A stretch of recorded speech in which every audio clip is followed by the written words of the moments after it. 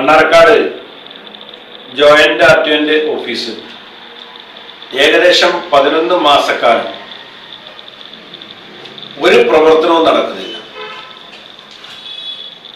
Joint RTO നിലവിൽ മണ്ണാർക്കാടില്ല. പട്ടാമ്പിയിലോ മലപ്പുറത്തോ charge നൽകുന്ന ഉദ്യോഗസ്ഥന് ഇവിടെ ആവശ്യത്തിന് സേവനം നൽകാൻ കഴിയില്ല. ആയതിന്റെ ഭാഗമായി 11 മാസക്കാലമായി ഒരു പ്രവർത്തനവും നടക്കുന്നില്ല.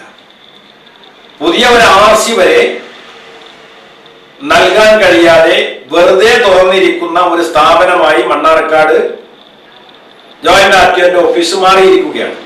ലൈസൻസ് ഉൾപ്പെടെയുള്ള ഒരു കാര്യത്തിനും പരിഹാരം നൽകാൻ കഴിയാതെ തുറന്നു വെച്ച ഒരു ഓഫീസായി പ്രവർത്തിക്കുന്നത് കുറ്റകരമായ അനാസ്ഥയാണ്.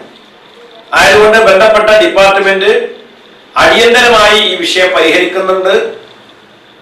മണ്ണാർക്കാട് മേഖലയിൽ നിരവധി ആളുകൾ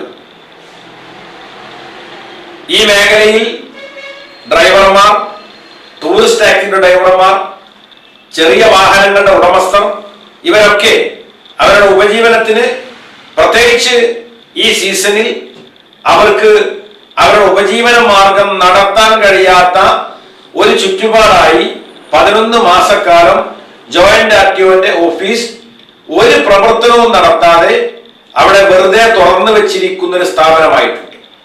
അതോടൊപ്പം തന്നെ മറ്റൊന്ന് സൂചിപ്പിക്കാനുള്ളത്, മണ്ണാർക്കാട് നഗര കവാടത്തിലേക്ക് പ്രവേശിക്കുന്ന ചുങ്കം സെന്റർ, അവിടെ റോഡ് നവീകരണത്തിന്റെ ഭാഗമായി പെരിന്തൽമണ്ണ ഹൈവേയിൽ നിന്ന് വാഹനങ്ങൾ അതിവേഗം വരുന്നു.